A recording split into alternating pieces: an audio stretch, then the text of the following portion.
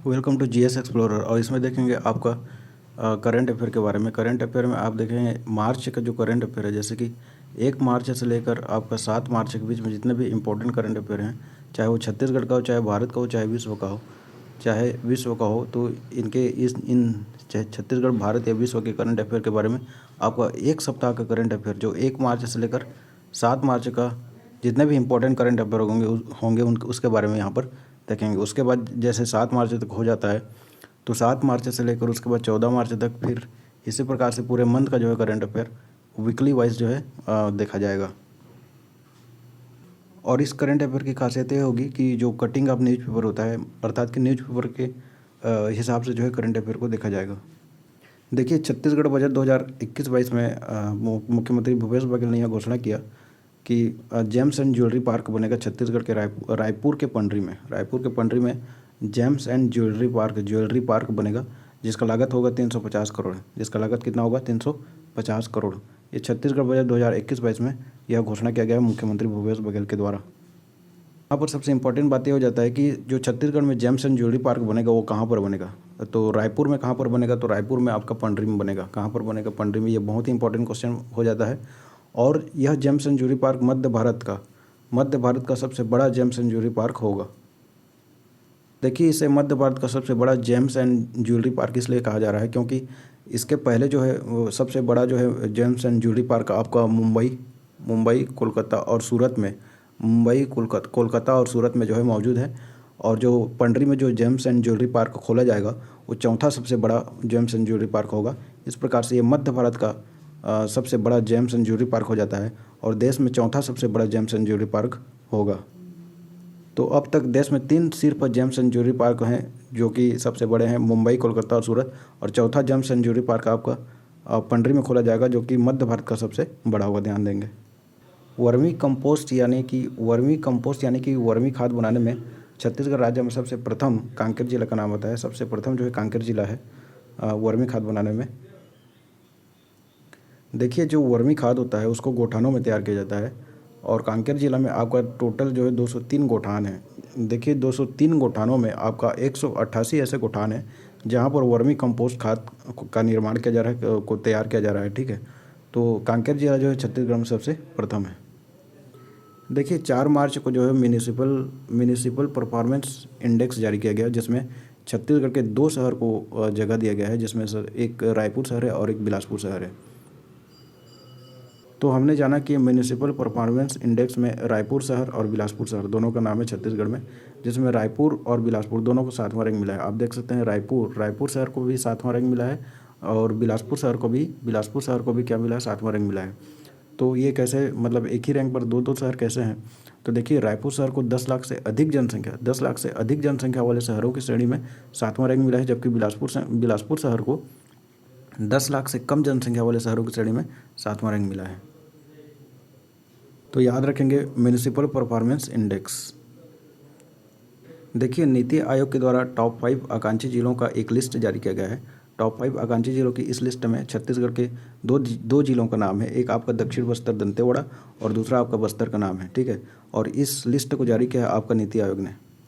देखिए, ये नीति आयोग का ट्विटर हैंडल है। यहाँ पर आपका जो टॉप 5 आकांक्षी जिले हैं उसको जनवरी 2021 में आपका डेल्टा रैंकिंग दिया गया है नीति आयोग के द्वारा और उसको यहाँ पर बताया गया है। इस टॉप 5 आकांक्षी जिलों में आप देखिए, ये जो टॉप 5 आकांक्षी जिले हैं इसको किस आधार पर डेल्टा रैंकिंग दिया गया है? तो शिक्षा में उल्लेखनीय कार्य करने के आधार पर इनको जो है डेल्टा रैंकिंग दिया गया है।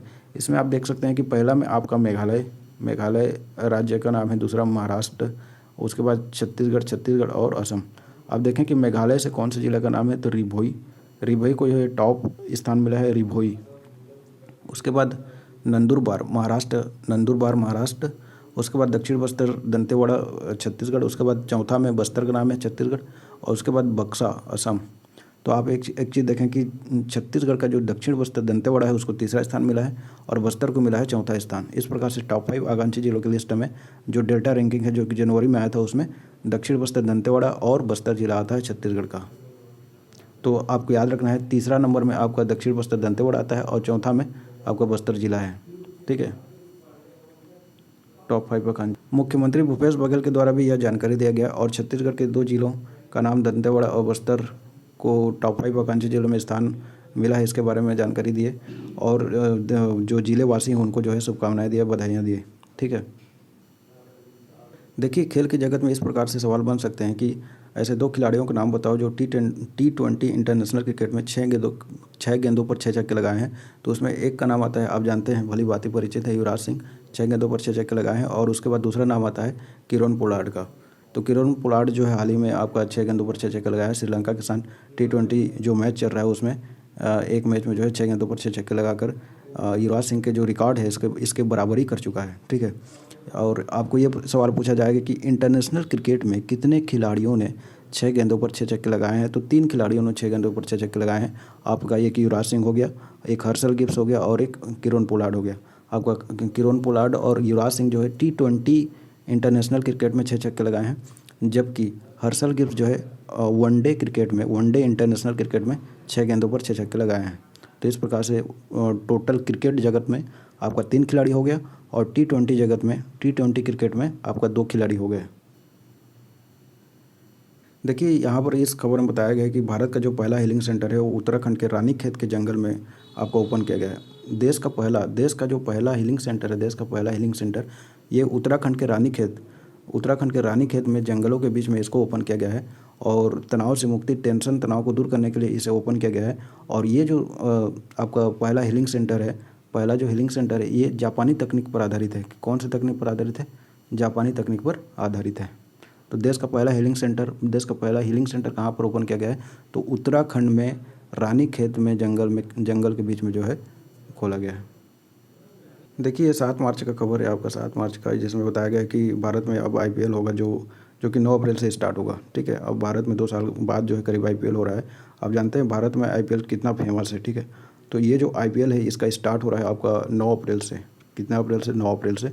और यहाँ पर एक सवाल आता है, एग्जाम में भी एक बार सवाल पूछा जा चुका है कि IPL का सीज़न को लेकर के सवाल पूछा गया है कि तो अभी जो IPL होगा 9 अप्रैल को, ये IPL का कौन सा सीज़न होगा? तो आपका आंसर होगा 14वां। याद रखेंगे, 14वां सीज़न होगा। कौन सा संस्करण होगा IPL का? तो 14वां संस्करण होगा, 14वां सीज़न होगा। ठीक है, स्थान को लेकर भी आपका सवाल पूछा जा सकता है कि निम्नलिखित में से कौन से स्थान पर IPL का आयोजन होगा या कौन से स्थान पर IPL का आयोजन नहीं होगा।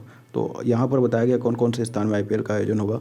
आप देखें, अहमदाबाद जानते हैं आपका Narendra Modi stadium, very famous.